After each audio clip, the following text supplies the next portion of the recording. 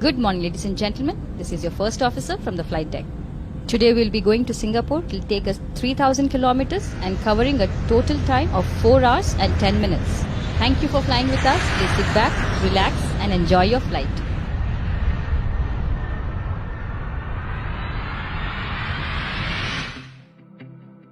Hi, my name is Aruna.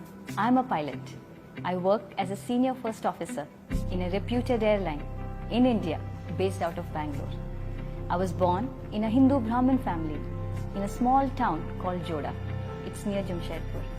When I was 10 years old, on one Sunday calm morning, the loud noise of a helicopter descended, and from there arose my dream to be a pilot out of the dusk, literally. Whenever an airplane would fly over my house, guess what I would do? I would run out to watch it. It was mere joy. From that day, I decided I want to be a pilot. I didn't have enough resources, neither anybody to help me. After finishing my 12th standard, I went to do engineering in a college in Hyderabad. When the seniors found out that I want to be a pilot, I became the joke of the college. They would send people to call the pilot just to rag and make fun. But that didn't deter me.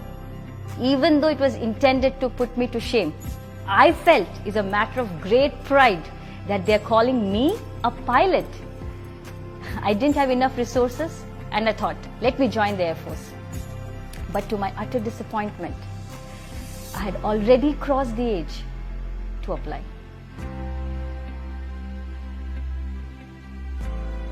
Unsure about my future, I came to Bangalore and joined a call center and worked there for 8 months. Then I got a job in IBM, where a dear friend of mine, Sophie, told me about Jesus.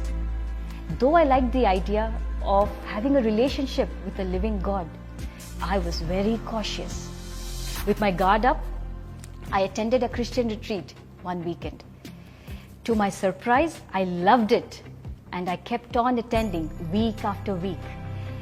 One Sunday morning, they spoke about Jeremiah 29:11. That was the turning point of my life. The scripture says, "For I have plans to prosper you and not to harm you, to give you a hope and a future."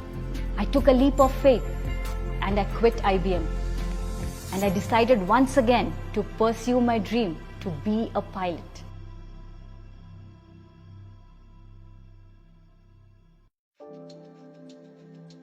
I met many people who helped me and guided me towards my goal.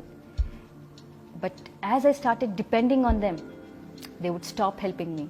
Then I realized it is better to trust in the Lord than to trust people.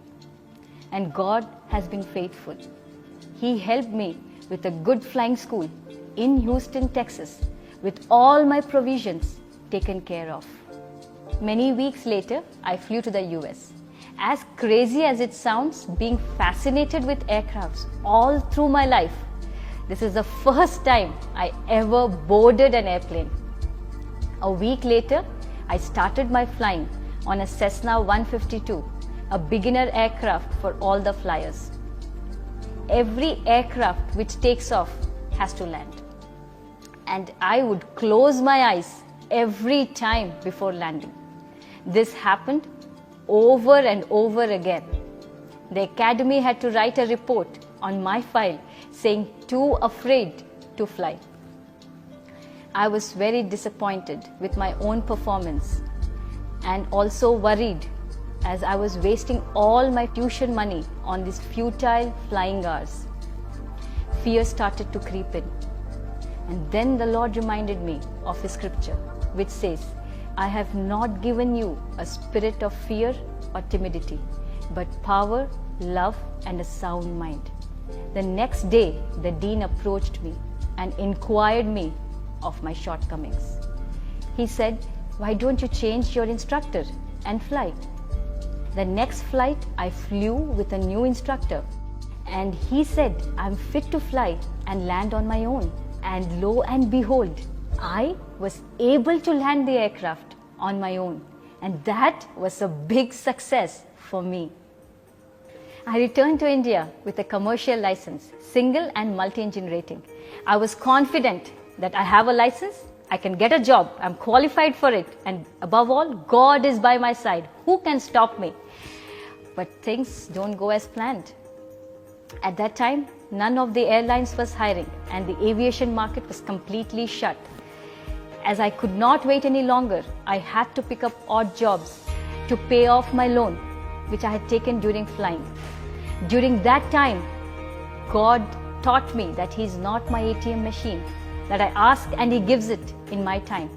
I had to learn to wait for His perfect timing because He is always an on-time God. He taught me what worship is all about. He taught me that I need to worship Him for who He is in my life, not what He can do or what He has already done in my life. As 5 years passed by, I was already approaching the age where I would not be eligible anymore to apply for the airlines. Suddenly, a friend of mine called. She said, a reputed airline is going to induct pilots in the near future. Why don't you apply and start preparing? I thought to myself, yes, I should start preparing. And I applied for that exam, which happened 9 months later. And with the help of God's wisdom, I was able to clear the exam among the top 10. And soon, I was given an appointment letter to join as a junior first officer in the reputed airline. I would just like to think this and thank God, for He who has begun a good work is faithful to complete it. After my training, I got placed in Bangalore. I fly the domestic and the international sectors all across the globe. In Bangalore, God gave me a spiritual home, that is Bethel Church, Hebbal. Under the leadership of Pastor Johnson, I have learned to be a leader and to be excellent in all that I do. And in a short span of time, God promoted me from a junior first officer to a senior first officer. I also learned it is not enough to come week after week on a Sunday to warm the chair. You should be able to serve the Lord. I chose to be a volunteer in the cleaning team of the church. It teaches me to be humble. It gives me immense joy to serve the Lord in and through the church. The aviation industry is very demanding. The world says you need to be tall, rich, and have a lot of connections to get a recommendation to find a job. I had none of these. I had only Jesus. He gave me a dream and He was faithful to fulfill it. For with God, nothing is impossible. So don't give up. I dare you to dream today, for dreams come true through Jesus.